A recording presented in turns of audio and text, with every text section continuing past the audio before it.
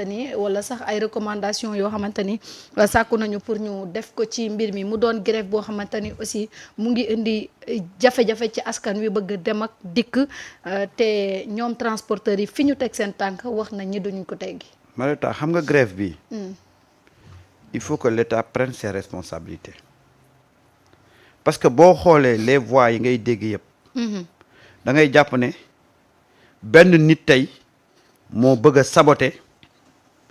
wala moom moo toog ci coobare boppam pour des questions politiques muy xëcc grève Mareta xaaral ma déglu la góoru xuma mi bokk ci syndicat transporteurs yi li mu wax biñ ko invité Walfadjri. doole la jigéen jox police jox ko gendarmerie mu am droit contrôler permis carte grise visite technique assurance nañ ci boole contrat de travail signé par l'inspection pour chauffeur bi conducteur bi pas chauffeur loolu maa ngi défendre kon corporation bi nga xam ne léegi day am contre signature patron bi dafay signé mais inspection dafay signé. te yëpp état bi noonu na leen ko mooy li valable la. boobu aussi am ngeen ci. dégg nga état li nga am lan la. waaw du gis signature ministre bi. Signature ministre baa ngi nii sama signature gi nii li mu am. li mu am lay wax nii de. waaw. wax naa ne binikaari mu ñoo ñëw Dakar pour visite technique bi.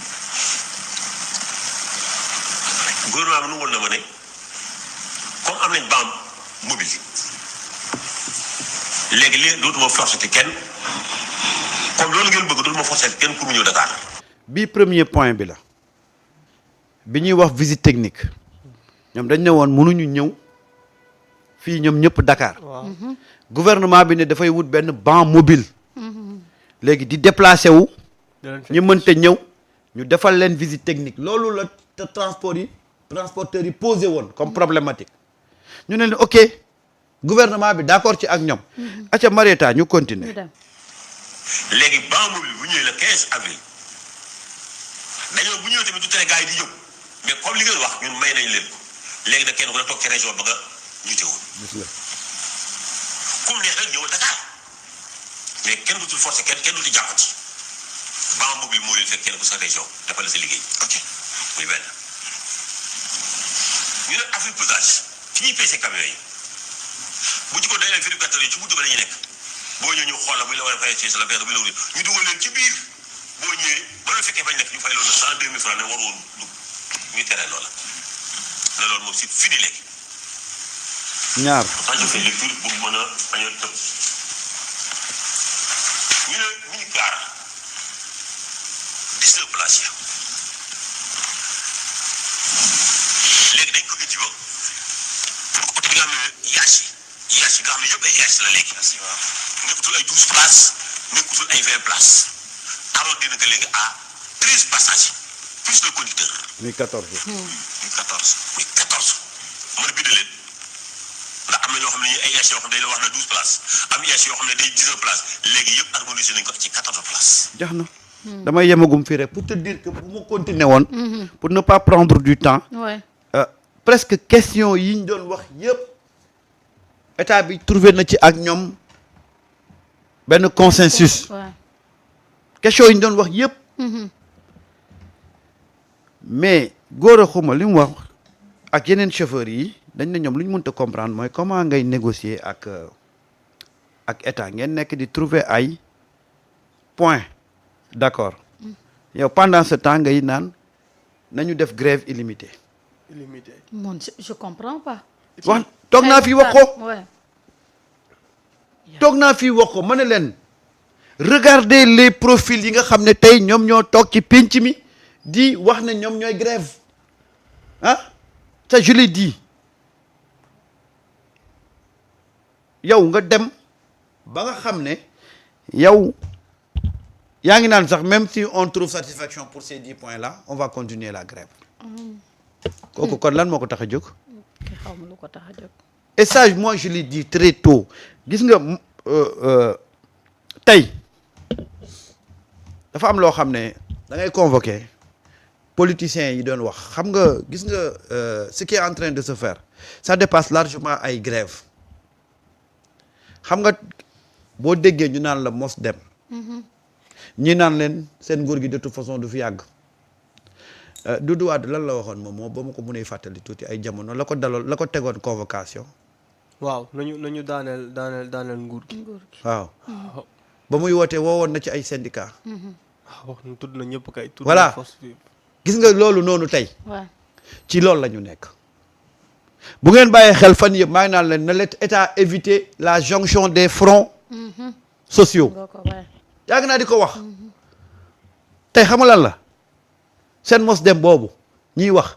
tey ci logique boobu lañ nekk mooy fexe ba créer benn front social boo xam ne foo laal bu ko defee ñu ne le gouvernement de Ousmane Sonko a échoué il doit démissionner loolu lañ bëgg de ces gens-là ils sont seen problème du Bassirou Diomaye Faye seen problème tey mooy Ousmane Sonko parce que quand il y a grève on ne parlera pas du président dañ naan c'est le gouvernement léegi ils vont essayer d'attiser tous les fronts après ñu toog nag ne le gouvernement de Ousmane Sonko a échoué donc on demande sa démission li ñuy def ni yëpp tey benn nit lañ ciblé muy le premier ministre Ousmane Sonko ñoom ñi ñëpp dañuy politique ba ma koy wax boobu yegsee guñu woon fii regarde les profils tey ki ñuy wax nii Alassane Ndoye il était député waaw il était député dem leen xool parcours politique am dem leen xool parcours politique am ngeen xool ci ban chapelle politique la génne APR maire la aussi. waaw tey nag ñoom fi mu nekk nii ñu ngi annoncé ne santé daf mu ngi waaj grève 72 heures suba di nga dégg ñeneen xam nga lan lañ bëgg fexe ba créer les conditions d'un front social en ébullition pour après dire que le gouvernement a échoué on réclame la démission du premier ministre yooyu rek la ñuy wax parce que nag après tout Yankhoba Diémé mën nañu critiquer peut-être yenn décision tardive yi mais Yankhoba Diémé depuis bi gars yi nekkee grève noppala tookul da nga koy gis ci ron taatu oto yi yaa ngi koy gis ci marché pieds yi fi mu nekk nii coxeur yi sax moo leen gën a min transport et tout ça pour essayer rek de trouver benn accord mais quand tu as des gens yoo xam ne dañu am benn volonté mooy créer benn c'est-à-dire que créer le chaos social mais ñooñu boo nekkee ak ñoom il faut prendre des mesures fortes et draconiennes pour régler cette question là tey am na chauffeur yoo xam ne mais dañu génn ci grève bi dañ ci génn parce que ñoom dañoo dem ba xam ne grève bii ñuy def nii dafa am ay relents politique dafa am ay élan politique dafa am benn coloration politique moo tax boo xoolee tey kan moo yore tey grève bi kan moo ko yor yaa ko Alassane Ndoye avec son mouvement là muy wax affaire di insister mais tous les gens au début ñi bokkoon ci grève bi ñu demee ba comprendre ne ce n'est plus une question de gérer le problème du transport ñoom dañ cee génne seen bopp alors moi ce que je peux pas comprendre et c'est à l'État de prendre ses responsabilités tey benn nit ci bànneexu bakkanam mu bëgg a prendre en otage tout un peuple c'est que Sénégal nag loolu dañ ko war a lijjantiwaat pourquoi tey benn wala ñaari nit bu ñu jógee pour paralyser un système ils arrivent à paralyser le système là mais loolu depuis ba ñu juddoo ba tey loolu mu ngi am te ñun le problème mooy ba ñu juddoo ba tey on entend les mêmes noms dans les mêmes secteurs boo ne transport Alassane Ndoye mais doyen. waaw man dama am benn question bu xaw a doy waar. bu ñëw sama xel léegi. depuis boobaak léegi biñ ne commencé nañ grève bi ñu toog ay fan normalement liggéeyuñu waxaatuñ dañuy grévaat benn fan wala ñaari fan wala ñetti fan waaye nee nañu dañuy dem ci grève illimité waaw ñooñu war a liggéey bu ñu liggéeyul ñoom lu ñuy dundee. ñoom seen yoon nekkul ci chauffeur yi. non mais ñoom ñu ngi dund ñoom seen bopp am nañu ay kër ñu ngi dund. waaw lu ñuy dundee. transporteurs yi mais yow ñii bañ nekkee ci transport boobu moom moo juddoogoo ñii bu ñu ñii war na xoolal mën nañ toog 1 mois di liggéey bañ a liggéey te duñ ko yëg. nga cay liggéey. waaw xanaa ña cay liggéey. ña cay liggéey laa lay wax ma ne la chauffeur yi ñooy dee. waaw chauffeur yi chauffeur yu ndaw yi lay wax en fait. yow yaa ngi wax Alassane Ndoye c'est un maire. oui. tey le problème mooy tey chauffeur yi ñoo nekk ci guddi gu bët setagul tey boo demee garage yaa ngi fekk chauffeur yi ñu ngi bëgg a dee tey xoolal nag li ñuy wax yëpp demal nga xool seen chauffeur yi ci conditions yi ñu nekk moo tax nag foofu j'interpelle l'association des chauffeurs ñoom ñoo war a jóg xam ne nag bu yàggee grève bi ñoom lay gàllankoor ñu dem gisanteeg état bi et gis nga état da ngay am casas gis nga à partir de maintenant chauffeurs yi laay dem gis regrouper leen en vue de créer une société de transport